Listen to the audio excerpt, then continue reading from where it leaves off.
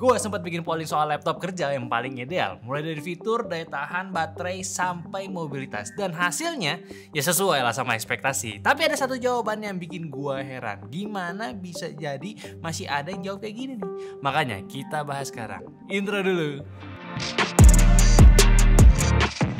Oke, jadi sekarang gue lagi ditemenin sama laptop yang gunain chipset Snapdragon. Yang ini laptop pribadi gue, yang satu lagi bukan punya gue tapi dari brand yang sama dan versi lebih terjangkaunya daripada yang ini.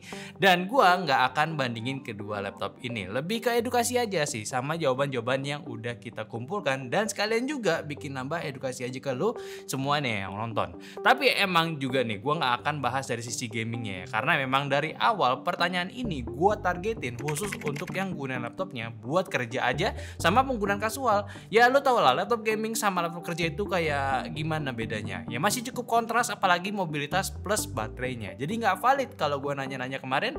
Ya buat laptop gaming beda dong jawabannya pasti. Jadi gak usah panjang lebar lagi deh. Dan gue juga mau dong kasih alasan kalian juga pilih laptop yang cocok buat kalian ya di kolom komentar juga.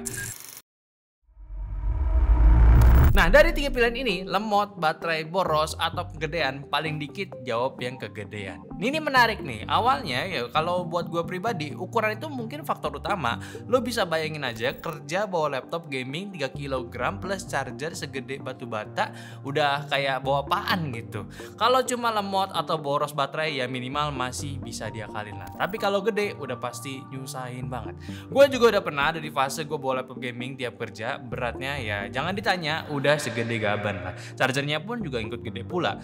Paling nyebelin lagi, pas abis gue pakai laptopnya itu masih panasnya ke bawah sampai punggung kalau di dalam tas. Kalau di pegunungan sih mungkin enak ya hangat, tapi kalau di Jakarta ya bikin makin keringetan. Tapi ya memang paling bikin orang kesel tuh ya lemot ya. Mau buka Microsoft Word aja muter-muter ke internet lemot, padahal ya nggak pakai internet. Ujung-ujungnya malah buka TikTok, udah kerjaan nggak kelar malah tambah mager. Jadi kesimpulannya semua faktor ini yang ngeselin, lemot, boros, kegedean. Tapi kalau milih harus milih satu, gue masih lebih rela kalau laptopnya agak lemot daripada tiap hari angkat barbel gratis. Ya gue tahu sih ini pertanyaan yang kayak soal ujian USD lah, kayak apa makanan favorit saya, nasi atau batu? Ya nggak mungkin dong gue pilih batu. Laptop itu portable, tapi beneran sering dipakai di mana aja nih? Kalau lihat dari polling, banyak yang jawab laptopnya sering dipakai di mana-mana. Tapi ada juga nih yang cuma pakai di rumah. Nah ini gue paham sih. Kadang setup di rumah tuh udah terlanjur enak. Monitor tambahan, keyboard mekanikal, kursi yang empuk. Ujung-ujungnya laptop jadi PC yang bisa dilipat. Emang pas zaman WFH bikin kebiasaan kerja di rumah tuh makin nempel ya. Banyak yang tadinya sering kerja di cafe, sekarang malah betah di setup meja sendiri. Punya laptop tapi ujung-ujungnya 90% kerja di rumah juga. Ya gue juga begitu sih, kantor seadanya aja setupnya, tapi kalau di rumah wajib ada spot kerja yang nyaman. Tapi tetap aja laptop itu harusnya bisa dipakai di mana aja kecuali laptopnya masih berat kayak bata. Nah, tapinya kalau misalkan baterainya masih boros kayak mayoritas jawaban yang diisi sama kalian semua, ya buat apa dong jadinya? Jujur, lo pernah gak sih ngalamin momen paling ngeselin gara-gara baterai laptop boros? Ya udah niat kerja, baru buka laptop di kantor, charger ketinggalan. Mau kerja di cafe, kopi belum datang, baterai udah sekarat.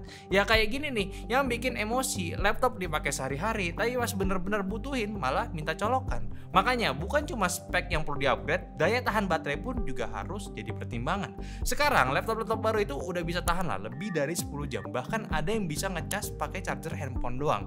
Jadi nggak perlu ribet bawa adaptor segede batu lagi. Jadi pertanyaannya, laptop lu masih seboros itu kah? Udah waktunya upgrade atau masih struggle nih?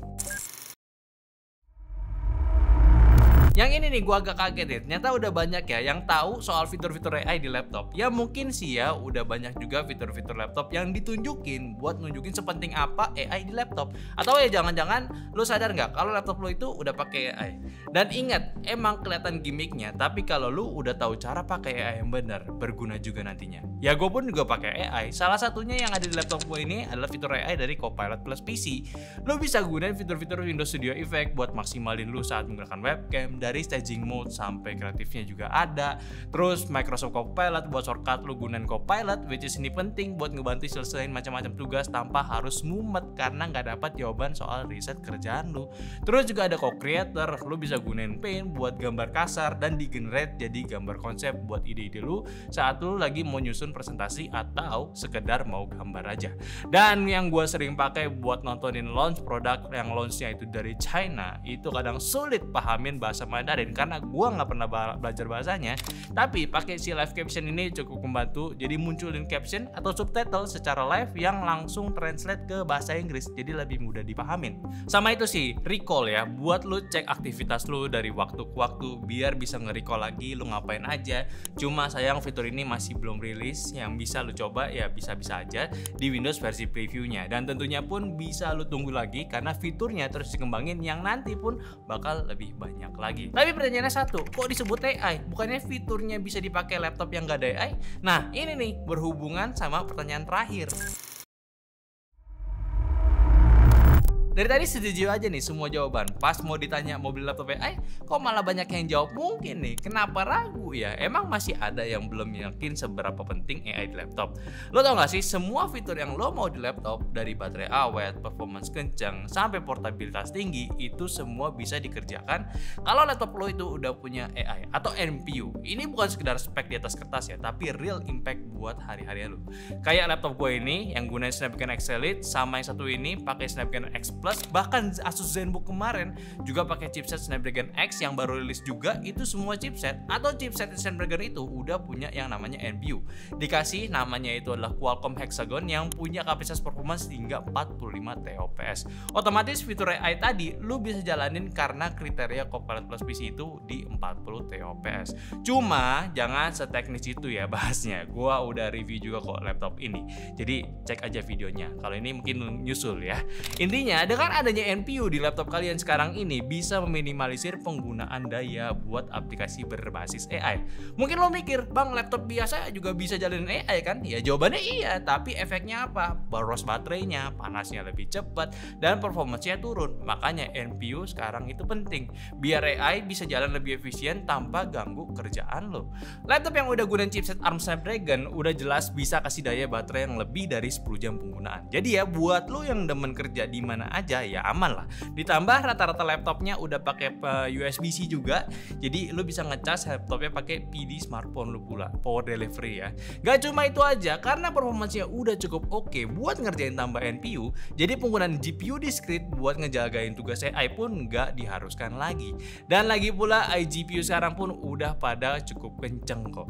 Makanya desain laptop sekarang sangat tipis dan gak makan bobot yang berat, jadinya enak buat masuk ke dalam tas. Tentunya juga yang jadi pertanyaan pula kalau gunain Snapdragon chipset apakah kencang? Well, setelah gua gunain laptop ini hampir setahun, ya nggak ada yang nunjukin performance yang turun gitu. Apalagi ya sesuai target laptop lo ya.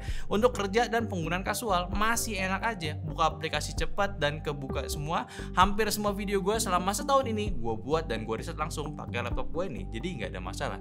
Gue juga udah ngedit video langsung di laptopnya pun aman-aman aja. Dari Adobe Premiere, CapCut itu bisa jalan. Bahkan gue sempat belajar desain pakai SketchUp, AutoCAD pun ya ini bisa running semua. Lagi-lagi kompatibilitas Snapdragon untuk sistem Windows semakin hari terus bertambah. Jadi udah makin banyak software yang udah bisa jalanin sistem Windows yang non x86 lagi.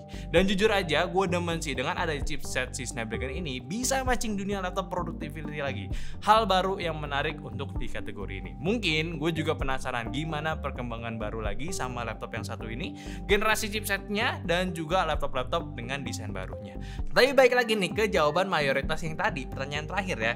Kalian banyak jawab ya jawab mungkin. Kenapa sih kalian masih ragu? Karena masih belum paham AI-nya, takut performanya nggak sekencang CPU lain, atau karena harganya masih bisa mikir-mikir nih? Ya coba komen aja, gue pengen tahu insight kalian. Cuma memang sangat wajar sih buat kalian ini masih meragukan chipset berbasis AI atau ya laptop yang punya fitur AI.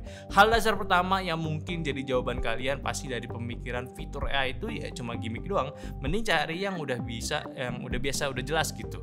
Ya kalau gitu sih nggak apa-apa juga kalau belum tahu. Gue paham kok, pasti ada yang mikir ya udah beli CPU lain lainnya yang udah jelas lebih kenceng ya. Tapi sekarang semua CPU baru pun juga udah mulai fokus ke AI loh. Jadi kalau lo masih ragu sama Snapdragon cuma karena ini chip baru, mending lo lihat dulu nih gimana performanya sebelum lo ngejudge. Jadi makin kesini sih makin jelas kan, laptop AI itu bukan cuma tren, tapi solusi buat semua masalah yang lo keluhin di laptop lama lo. Ringan, irit baterai, kenceng, plus fitur AI yang makin hari makin berguna. Sekarang gue pengen tahu dari kalian, kalau lo masih ragu buat beli laptop AI, kenapa?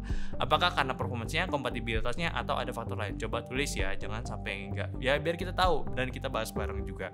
Dan mungkin itu aja sih simpulan gue sama polling yang kita share minggu lalu. Semoga kita bisa diskusi buat nentuin laptop pilihan lo nanti ketika mau upgrade. Dan gue harap juga buat laptop yang gue pakai ini bakal ada pembaruan yang inovatif lagi. Oke, intinya kalau kalian penasaran sama laptop yang gue pakai, ini adalah Lenovo, lo bisa lihat reviewnya juga di channel kita, dan ini gue bakal bahasnya nanti. Dan kalau lo mau beli, cek aja deskripsi, dan juga lo mau tahu informasi tentang Snapdragon, gue bakal taruh juga. Pokoknya itu aja video gue kali ini. Follow juga semua sosial media kita yang ada di Instagram, TikTok, Facebook, Discord, dan terakhir sampai jumpa di video nyantai selanjutnya. Bye bye.